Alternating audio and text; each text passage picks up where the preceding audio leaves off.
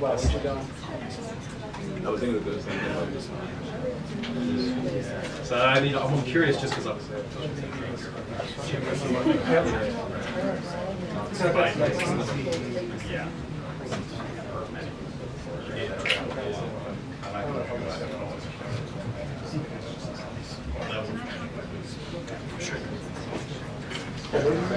And there was no, I know.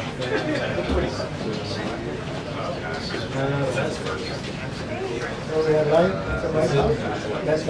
Yeah, so it was like not on high sticks. Yeah.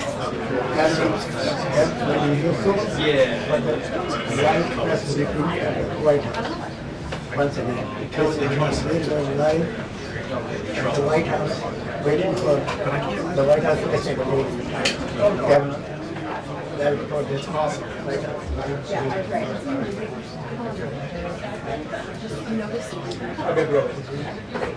Basically said, John said he cannot consider that an emergency. And so we expect to hear the next steps about that. But just as we were coming to air, this is going to sound repetitive, but it's not. It just keeps happening.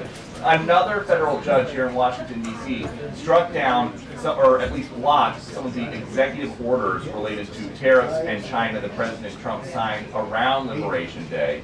And so now those are on hold too. So if you're keeping score at home, basically everything that they've been trying to do here has been determined by various federal judges throughout the country to be illegal in some way. And so they are really making the White House counsel's office earn their paychecks the last couple of weeks. We hope to hear what is next for these tariffs that are now the centerpiece of President Trump's economic agenda, if the tariffs might not be legal and if they wind up going away. How does that affect negotiations? Caroline Levitt should tell us in a couple minutes. Also, what's next for Doge? We learned last night, once everybody got home, that Elon Musk was beginning the process of off-boarding, so he's not around anymore. We heard him complaining about the big beautiful bill because he didn't think that bills could be big or beautiful, kind of as something that he did not think was consistent with Doge cuts. But at least as far as we know, kind of an Irish goodbye for Elon Musk. He was one of the most visible faces of the administration to date, from January 20th until now, but it seems like he has gone off without a big send-off. Josh?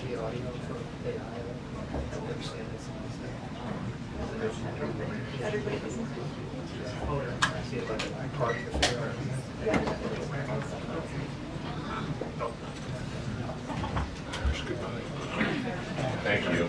It's the only way. Do you think that's the last time you're here? No.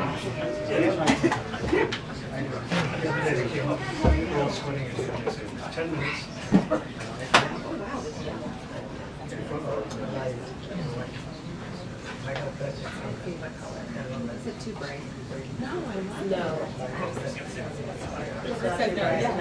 I was thinking how it's gorgeous. I love this skirt. It's checking out.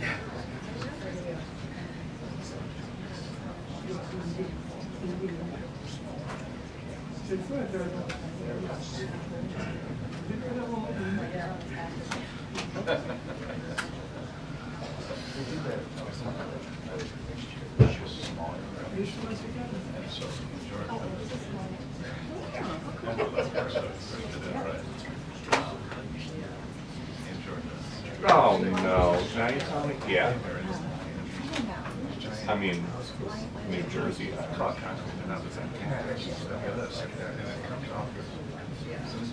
I'll find out.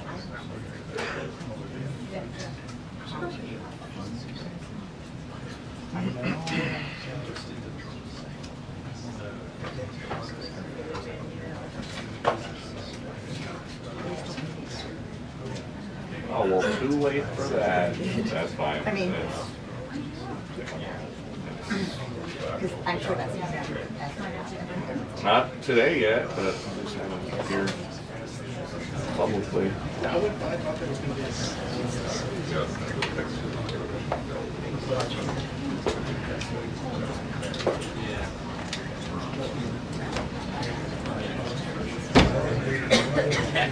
Just not that much. Okay. Clean. You're good. Okay. Yeah. Should do more of that before we talk to people.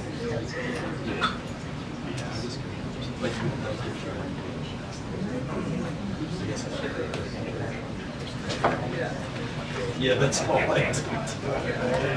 I couldn't just do it.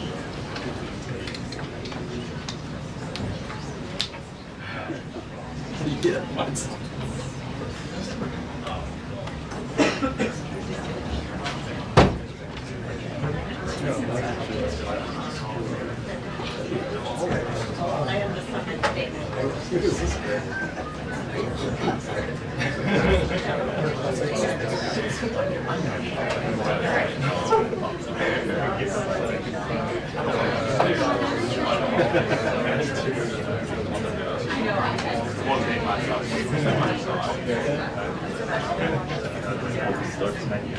Yeah, right. Where's all the rookies on the other side? Yeah. Need to go colonize.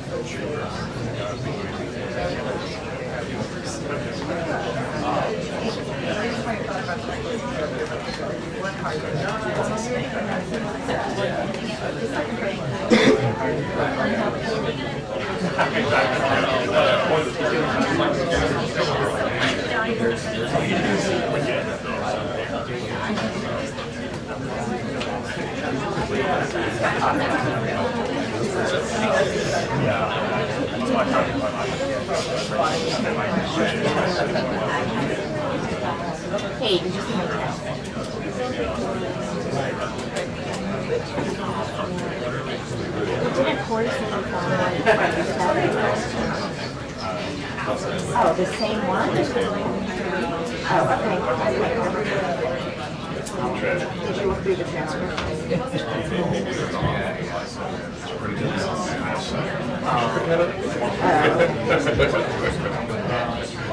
Biden folks.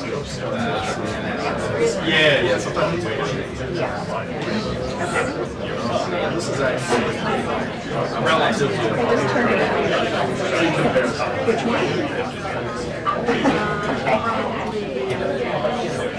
It's a little fewer.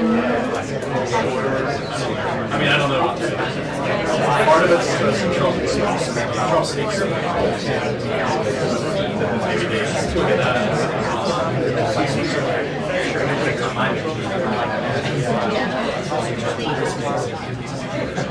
I really like talking.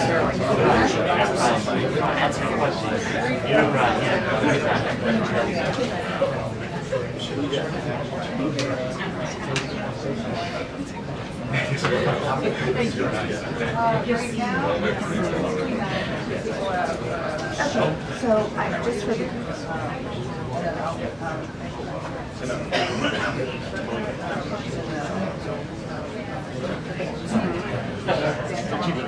No, I mean, I know, obviously, but it's old.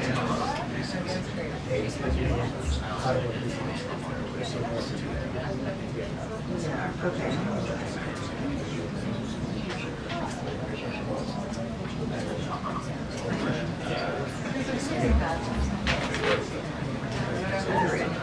Agreed. Preview for you like this? I believe it. 2 minutes until the briefing. 2 minutes until the briefing. You know, and it's like, I used to love it.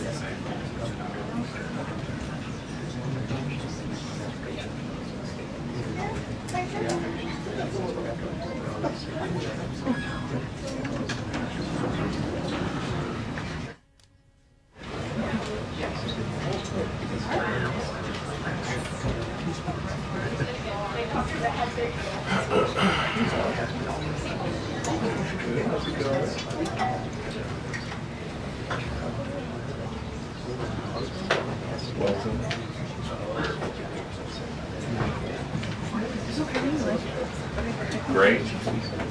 Just 6 weeks today for the baby and 13.5 pounds. Okay. It's big.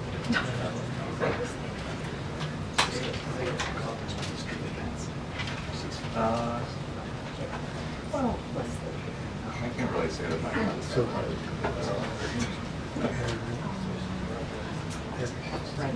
Yeah. I'm kidding.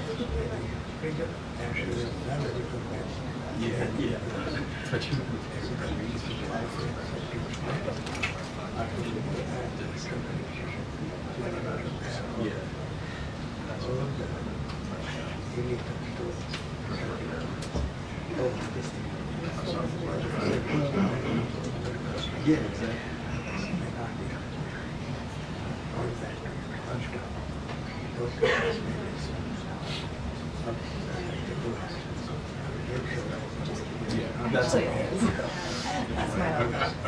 But just time.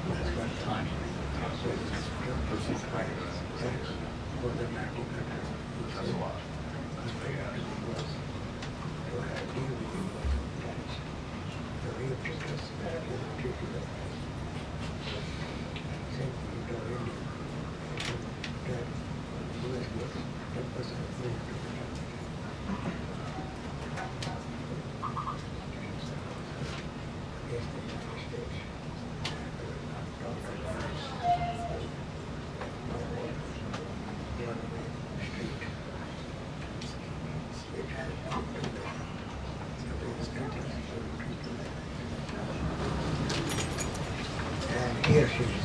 Hello, everybody. How are you? Wow, a packed room today.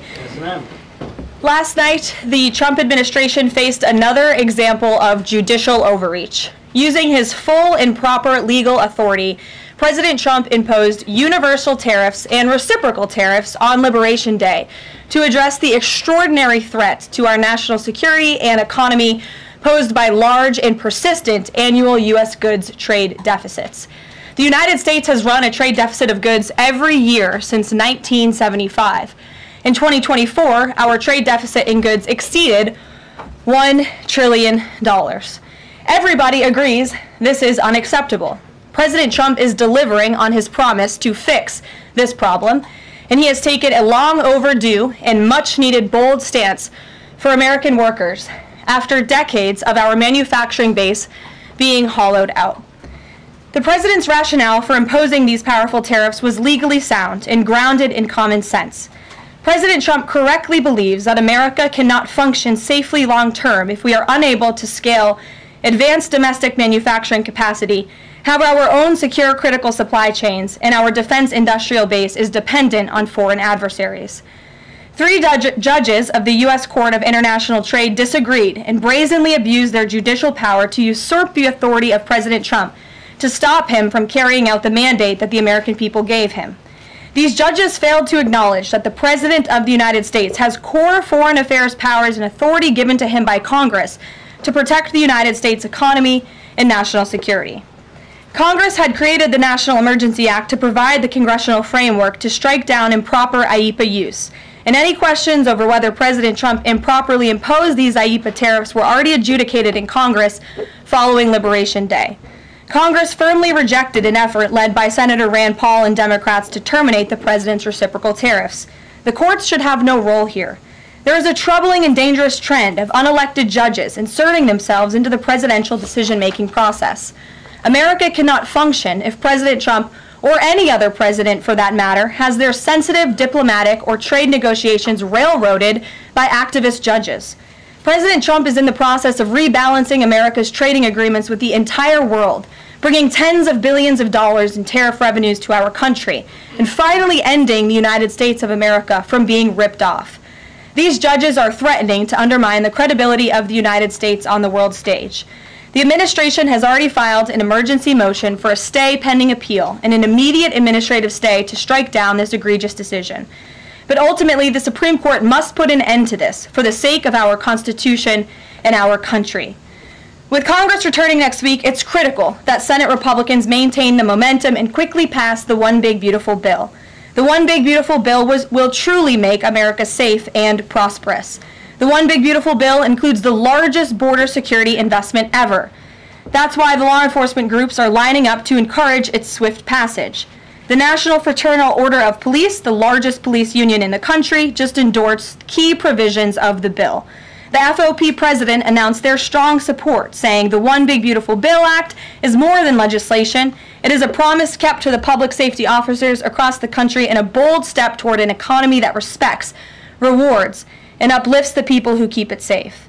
And the National Border Patrol Council, which represents nearly 20,000 Border Patrol agents, hailed the legislation as well. The group's president said this legislation provides a once-in-a-generation investment in the border security of our great country and will make America safer. The One Big Beautiful Bill will guarantee we can permanently have the safest, strongest, and most secure immigration system in American history. I also want to take the opportunity to debunk some false claims that have been circulating in the press about this bill. The blatantly wrong claim that the One Big Beautiful Bill increases the deficit is based on the Congressional Budget Office and other scorekeepers who use shoddy assumptions and have historically been terrible at forecasting across Democrat and Republican administrations alike. For example, just before Congress enacted the original Trump tax cuts at the end of 2017, the same CBO projected that growth would average a mere 1.9% over the next 10 years. However, by 2019, actual growth had surged to 3.4% once the Trump tax cuts went into effect, exceeding the CBO forecast by nearly 2 full percentage points. The CBO's latest forecast makes the same anemic growth assumptions as they did in 2017, missing the impact of the One Big Beautiful Bill. The CBO assumes long-term GDP growth of an anemic 1.8%, and that is absurd. The American economy is going to boom like never before after the One Big Beautiful Bill is passed. The largest middle-class tax cut in history, massive deregulation, and the most aggressive domestic energy exploration ever will fuel small businesses, further boost private investment, increase workers' wages, and supercharge economic growth.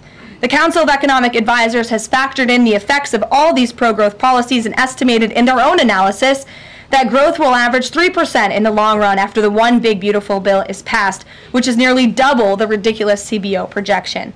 This higher growth would result in $4.1 trillion in additional revenue over the next 10 years. Between the common sense spending reforms contained in the One Big Beautiful Bill and the robust economic growth that will be generated as a result of it, there will be no increase to the deficit. The same analysis from the CEA shows just how this historic package will unleash prosperity and ignite a blue-collar boom across America. But if the radical Democrats get their way and the One Big Beautiful Bill does not pass, Americans will face a whopping $4 trillion tax hike. This is unacceptable to President Trump. President Trump will not allow Democrats to massively raise Americans' taxes. Senate Republicans must get this bill passed. Failure is not an option. The American people are counting on Republicans to deliver. In other news, despite all the doom casting from the media, Americans are growing more and more optimistic about the economy under this president. Consumer confidence surged in May with the biggest monthly jump in 4 years, smashing expectations. According to the release from the Consumer Confidence Index, the increase in confidence was broad-based across all age groups, income groups, and political affiliations. Our country is clearly heading in the right direction under President Trump's bold leadership. For the first time in history of Rasmussen polling, a majority of Americans believe the country is on the right track. It's unsurprising because the president is fulfilling the promises he made to the American people. Here in our new media seat today, we have the editor-in-chief of The Federalist, Mollie Hemingway. The Federalist is led by Mollie and Sean Davis and provides fearless journalism and coverage of politics and culture to millions of readers all over the world. Thank you for being here, Mollie, and why don't you please kick us off? Thank you, Caroline. Thank you. In the first Trump administration, there was an effort to stymie the agenda of Trump through the Russia collusion hoax perpetuated by many people in the media, including some people seated here, or the media outlets they represent, and other Democrats as well. The second Trump administration, to reference what you said at the beginning, seems to be subject to an effort to stymie the agenda using rogue lower court judges. You mentioned that the Supreme Court could and should do something to rein in these lower court judges. Also, Congress could do something about it, but they don't seem terribly interested in it.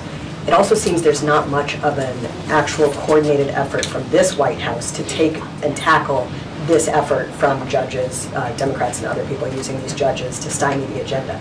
Is there an actual effort by this White House to tackle this issue in a comprehensive way, and if so, what is it? There is an effort by this administration to tackle these rogue judges and the injunctions and the blockades that we have faced in our broken judicial system in every case. I mean, we have seen time and time again these lower district court judges ruling against this administration in the president's basic executive authority and powers, and this administration is fighting every single one of those battles in court, including already the block that came down from the tariff court, the IEPA court last night. And as on my way out here to the briefing room, I understand that there was another district court judge right here in Washington, D.C. who ruled against the president's tariff power.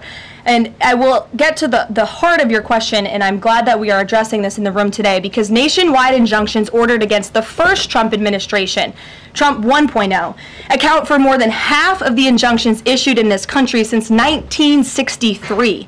And President Trump had more injunctions in one full month of office in February than Joe Biden had in 3 years. And let me roll through some of these radical injunctions to paint the picture for the American people at home.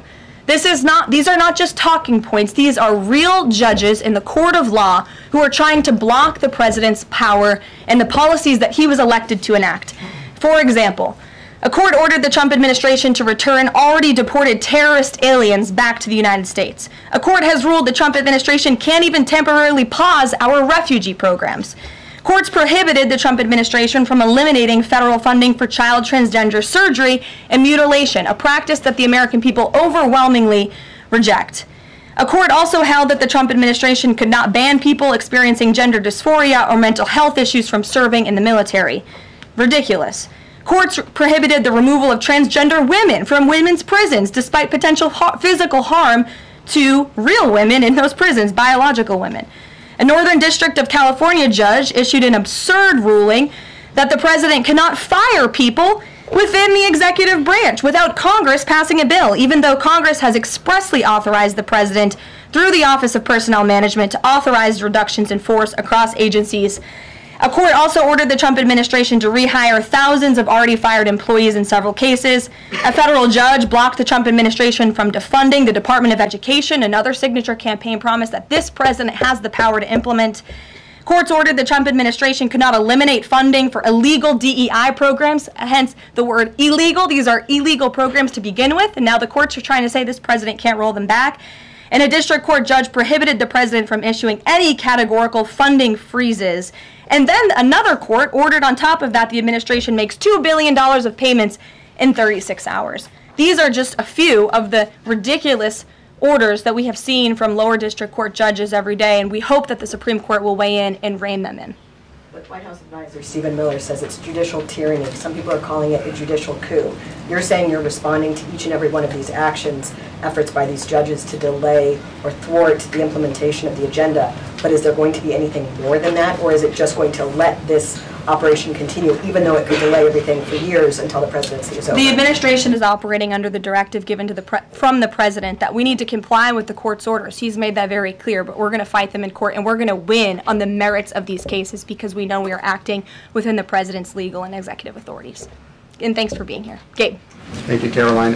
Question on tariffs, but first actually some foreign policy news, some breaking news. Some local Israeli media is reporting that Prime Minister Netanyahu told hostage families that he's accepted a 60-day truce offer.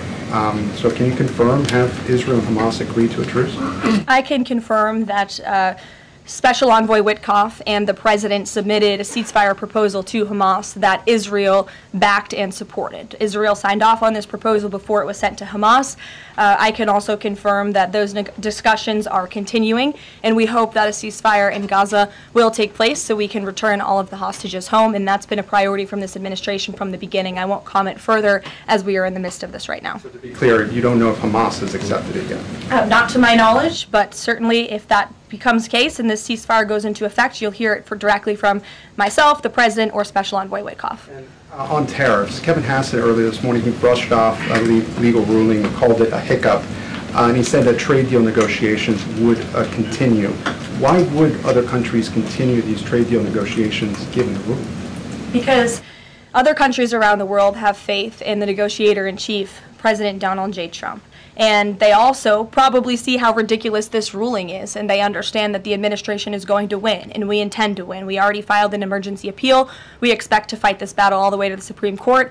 These other countries should also know, and they do know, that the president reserves other tariff authorities, Section 232, for example, to ensure that America's interests are being restored around the world. But I can confirm that our ambassador for trade, Jameson Greer, already heard from countries around the world this morning who said they intend to continue with these negotiations. Peter.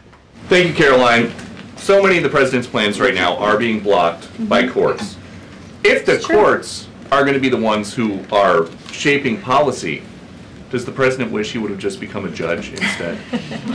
I think the president would take this job over being a judge, and certainly the president is acting within his authority. He wishes judges would do the same. But so the courts are basically telling you guys they think that the White House's policies, the president's policies, are in some way against the law. So why can't President Trump ask the Republicans that control the House and the Republicans that control the Senate just to make a new law? Well, these laws have already been granted to the president by the Constitution and by laws that have been previously passed. I'll give you another example. For instance, we've been blocked in court for the revocation of visas from individuals who have the privilege of studying in the United States of America. Secretary of State Rubio has simply used his authority to revoke those visas, to revoke that privilege, and we've seen the courts try to block that. So if these judges want to be the Secretary of State or they want to be the president, they can run for office themselves. It should be the other way around. But all of the actions the president has taken rely on legal authorities that have already been granted to him by our nation's existing laws. And on a different topic, there are some folks in President Biden's inner circle who are now in talks with Republicans in Congress to give interviews about how they may have handled President Biden's decline. Is the president satisfied with aides only sitting for these transcribed interviews, or would he also like to see some kind of testimony from the former First Lady, Dr. Biden? I think, frankly, the former First Lady should certainly speak up about what she saw in regards to her husband and when she saw it and what she knew, because I think anybody looking, again, at the videos and photo evidence of Joe Biden with your own eyes and a little bit of common sense can see this was a clear cover-up. And Jill Biden was certainly complicit in that cover-up. There's documentation, video evidence of her clearly shielding her husband away from the cameras. They were just on The View last week. She was saying everything is fine. She's still lying to the American people. She still thinks the American public are so stupid that they're going to believe her lies. And frankly, it's insulting, and she needs to answer for it. Ouija. Thank you, Caroline. President Trump was asked what he thought about Elon Musk's claim that the big, beautiful bill increases the budget deficit and undermines the work of DOJ. And the president didn't actually comment on those remarks. He just talked about the need to support the bill. So what does the president think about what Elon Musk said? Well, the president is very proud of the one big beautiful bill, and he wants to see it pass. He wants the Senate to get to work on it and send it to his desk as quickly as possible. Of course, as you know, Elon Musk announced last night his departure as an official special government employee from the Trump administration. We thank him for his service. We thank him for getting DOJ off of the ground, and the efforts to cut waste, fraud, and abuse will continue. So he doesn't have any comment about Musk saying it adds to the deficit and it undermines all his work? The president commented on this. I commented on it. I told you that this bill saves $1.6 trillion according to the Council of Economic Advisors and the analyses that the president believes in. So he gave a comment. I gave a comment. Just because you don't like that comment doesn't mean it's not a comment. Rachel. Thanks, Caroline. Back on trade, I know you said the White House is going to fight this ruling in court. Is the administration actively reviewing other avenues, other options to carry out the president's trade policy? The president's trade policy will continue. We will comply with the court orders, but yes, the president has other legal authorities where he can implement tariffs. However, it does not dispute the fact that the president was right to declare a national emergency when it came to fentanyl and when it came to our crippling deficits and the lack of critical supply chains here at home. That is the reasoning for the president's tariffs. And the court didn't dispute those facts, by the way. And there have been other courts that have reaffirmed the president's position. In fact, a ruling in federal court earlier this month shows that the administration is in the right, said we will win on appeal. A federal district judge in Florida ruled that IEEPA, in fact, does grant the president the authority to unilaterally impose tariffs. And 20 years ago, I will add, they are not a court, the New York Times editorial board responded to the January 2005 trade deficit of $58.3 billion by writing an editorial entitled Dangerous Deficits.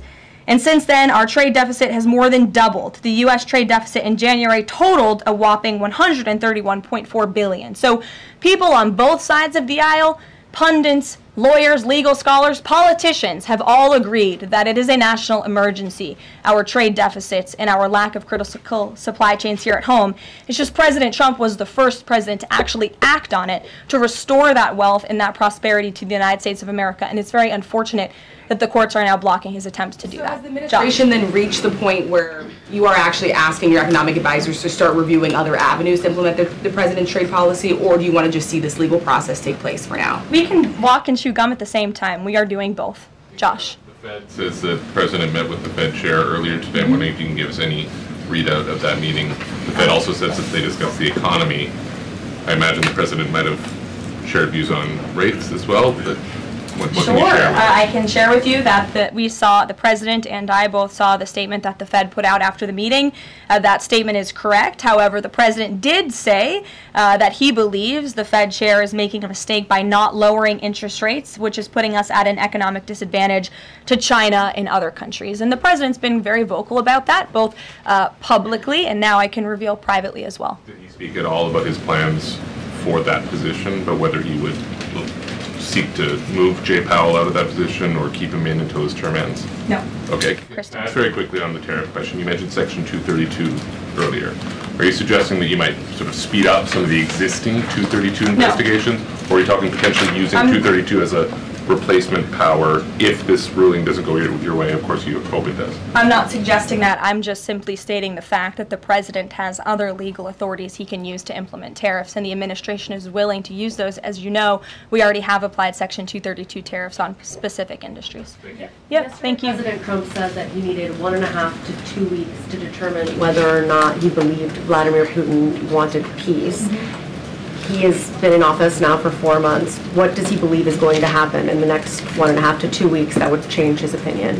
Well, it is my understanding and it is our hope that Russia and Ukraine will engage in direct talks and negotiations next week in Istanbul, and we believe that meeting is going to take place, and that is a meeting the president encouraged and urged for these two sides to come together and negotiate directly. And the president has been clear from the very beginning of this conflict that he wants to see this conflict solved on the negotiating table, not on the battlefield, and he's told that to both leaders, again, both publicly and privately. So hopefully next week it will move the ball forward in this. Is the United States going to participate in those conversations?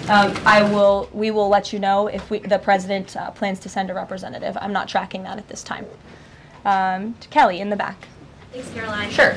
I wanted to just clarify once and for all the Qatari jet, the sale or the gift, because the Qatari government is asking the U.S. to clarify that the jet's pending transfer was initiated by the Trump administration. So is this something that the White House is going to do? The amount of questions we've received, and we've been incredibly clear, and I have answered this, the president has answered this, the Department of Defense has answered this. This is a government-to-government gift transfer from the Qataris to the Department of Defense, to the United States Air Force. It is now in their hands, and for further details on where that stands, I would defer you to the Department of Defense and the United States Air Force. I have nothing more for you on that. Deanna. Thanks, Caroline. 2 questions, one on Big Beautiful Bill, one on immigration. Sure.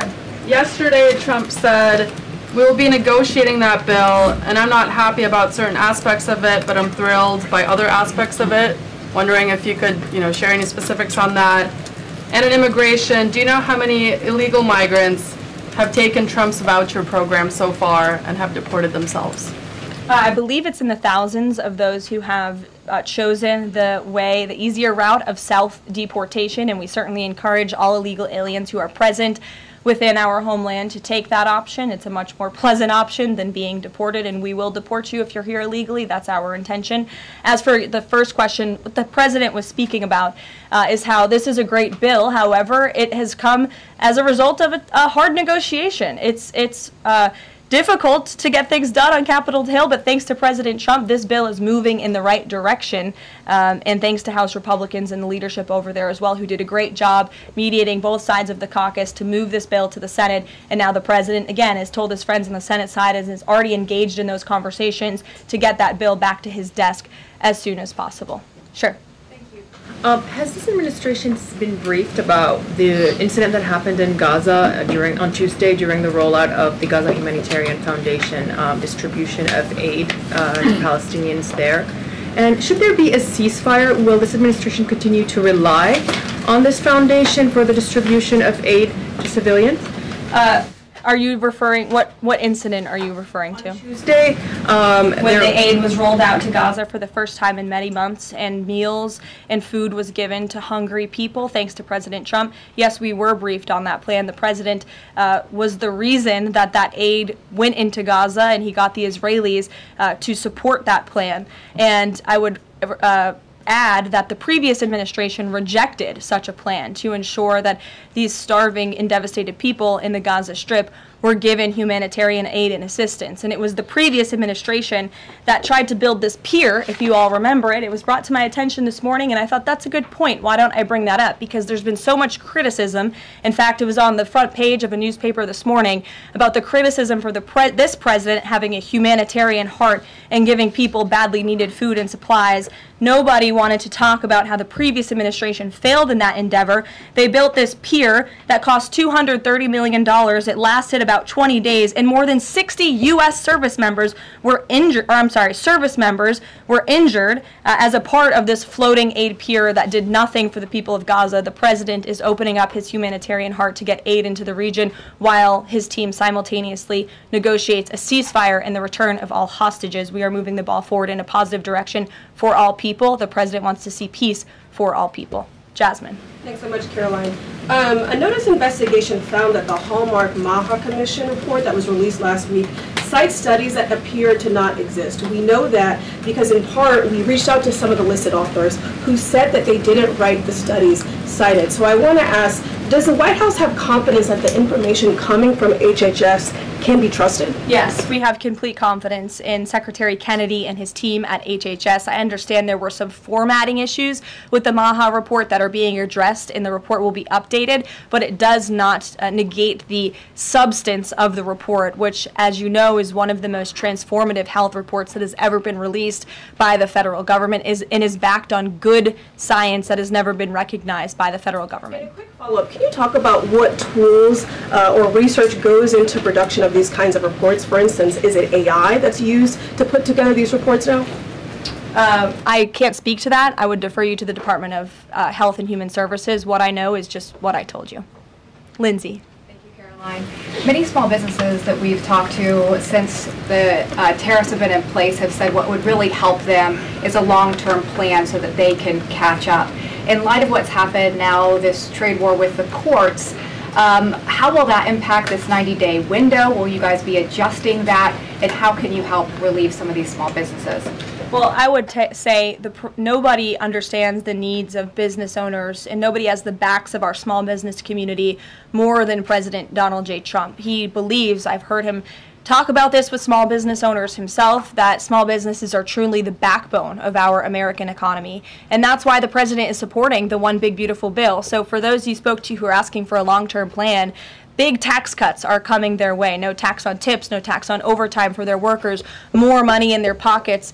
Their bottom lines will be larger. They can pay their people more. Wages are going to go up. Inflation will continue to come down. We've already seen energy prices plummeting as a result of this president's economic and energy agenda that he has been implementing across the federal government, reducing burdensome regulation. All of that is good news for small business owners across the country. That's why they strongly support the president, and that's the Trump economic plan that is underway. And again, you're emphasizing, I believe, the need to pass the One Big Beautiful Bill, and the president wants to see that happen. Sure. Will you still work within that 90-day window for these trade negotiations? Again, as far as we're concerned, our trade agenda is moving forward, and we've already heard from countries around the world today who will continue to negotiate in good faith with the United States so we can cut good trade deals on behalf of the American people, and we fully expect to win this case in court. Sure. On Golden Dome, the president put out this number of $61 billion. How did he arrive at that? Is that the number it will cost to protect Canada, and is it negotiable, or where did it come from? I can certainly ask the president, and I can check in with our research team, and we'll get you the facts on that number. But the Golden Dome is certainly a significant investment in our nation's national security and homeland security to protect Americans, all of you in this room, from future threats. Any readout on, have the Canadians been talking in good faith about paying to be in it? I know they've expressed some interest. Well, the president has certainly expressed to the Canadians how we are essentially subsidizing their national defense. He brought it up in his meeting with their new leader here, and as you know, we'll be traveling to Canada next month for the G7, so I expect that topic of discussion to come up on that trip as well. Sure. Hey, thanks, Caroline. There was a May Day USA rally in Seattle that happened over the weekend that devolved into some protests and riots. The Seattle Mayor Harrell said that it was a far-right rally held here to provoke a reaction by promoting beliefs that are inherently opposed to our city's values, which he defined as LGBT values. I know the FBI is looking into this, but has the president reached out to the mayor at all, asked him to apologize for this, and is this something that the administration would consider an example of anti-Christian bias? I'm not aware of that case. I know the FBI is looking into it, but I'm not aware of the any phone calls the president may or may not have made to the mayor of that city. And then on Doge, we know that Elon Musk is leaving. Do you have an updated leadership structure for who is leading the group? Is Russ Vought involved? And what is its new mission now, if any? Well, the entire cabinet is involved, and I spoke to the president about it this morning, and the entire cabinet understands the need to cut government waste, fraud, and abuse, and each cabinet secretary at their respective agencies is committed to that. That's why they were working hand in hand with Elon Musk, and they'll continue to work with the respective Doge employees who have onboarded as political appointees at all of these agencies. So surely the mission of Doge will continue, and many Doge employees are now political appointees and employees of our government, and to the best of my knowledge, all of them intend to stay and continue this important work. Is there a Doge leader taking the place of Mr. Musk? Well, again, the Doge leaders are each and every member of the president's cabinet and the president himself, who is wholeheartedly committed to cutting waste, fraud, and abuse from our government. Michael. Thank you, Caroline. There's conflicting reports out of the Middle East right now. Saudi television network Al Arabiya is saying that Israel and Hamas have agreed to a 60-day ceasefire. Sources with Hamas are saying that has not been agreed to. If and when that does happen, will we expect to hear something from President Trump announcing that? As I said earlier, yes, indeed. If there is an announcement to be made, it will come from the White House, the president, myself, or Special Envoy Witkoff. Caroline, one big beautiful bill. The president says he's not happy with all aspects of it. What changes would he like to see be made, and can this bill be both big and beautiful?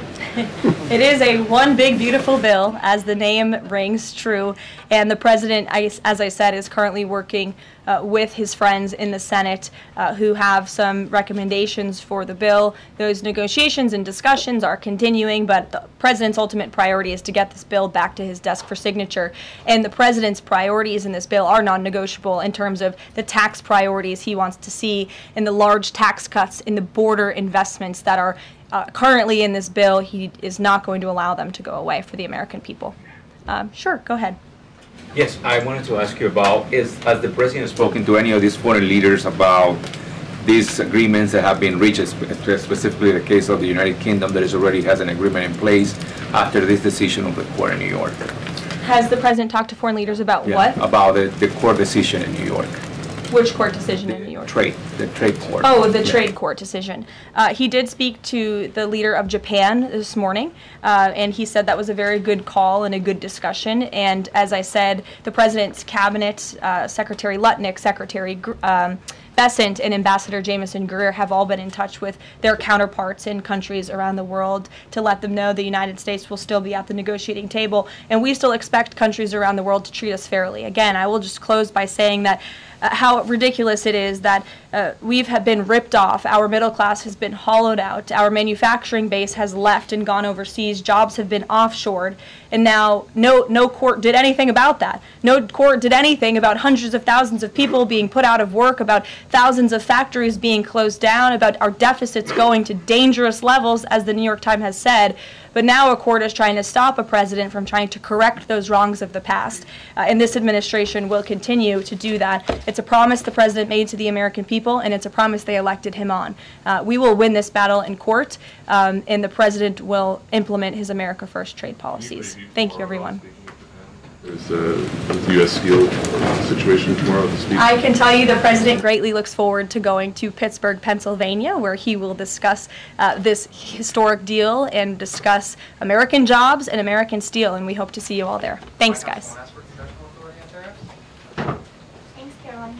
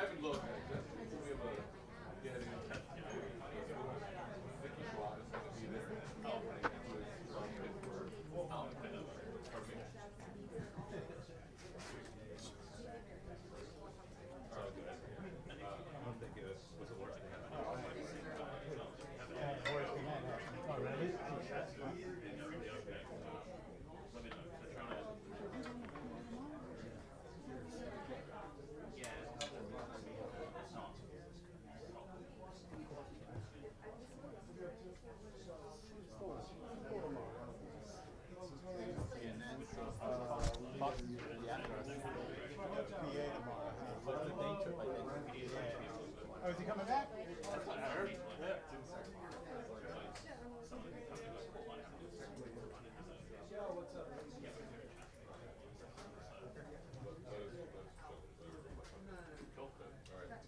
Nice saying hello.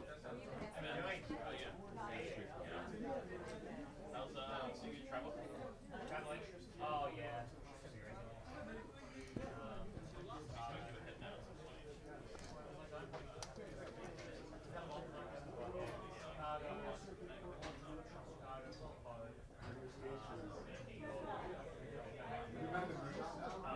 Oh, yeah.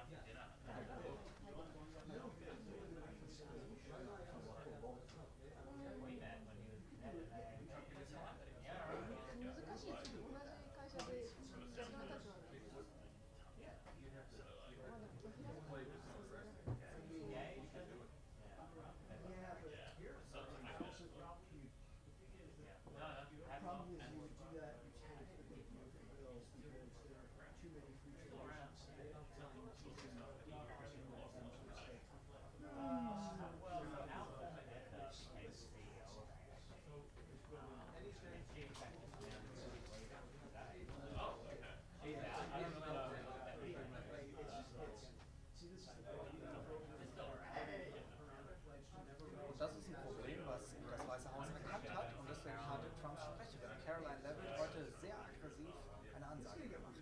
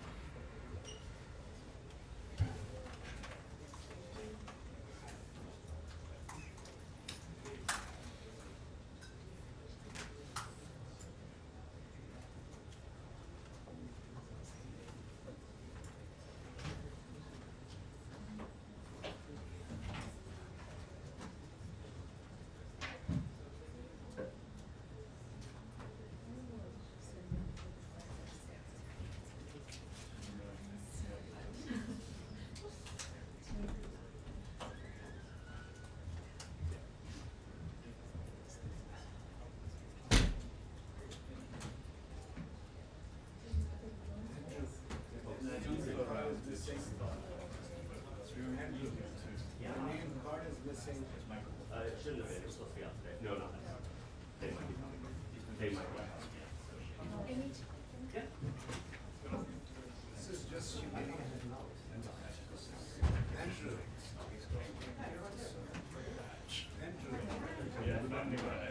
I use that.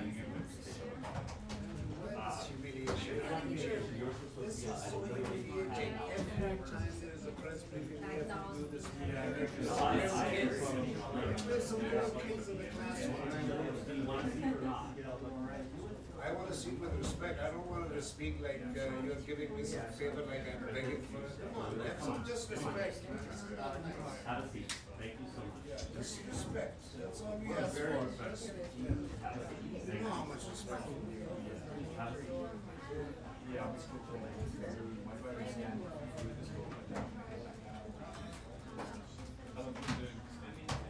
So today we get to play.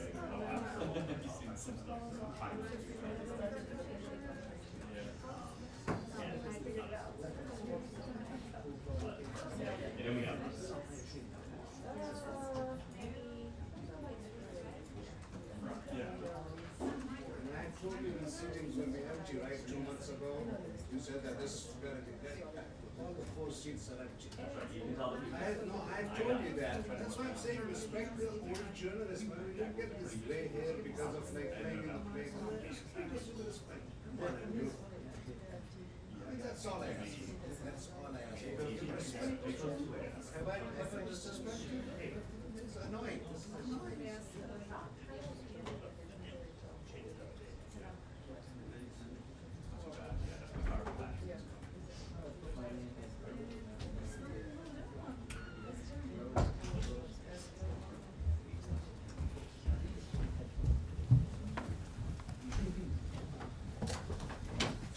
Hi, everybody. I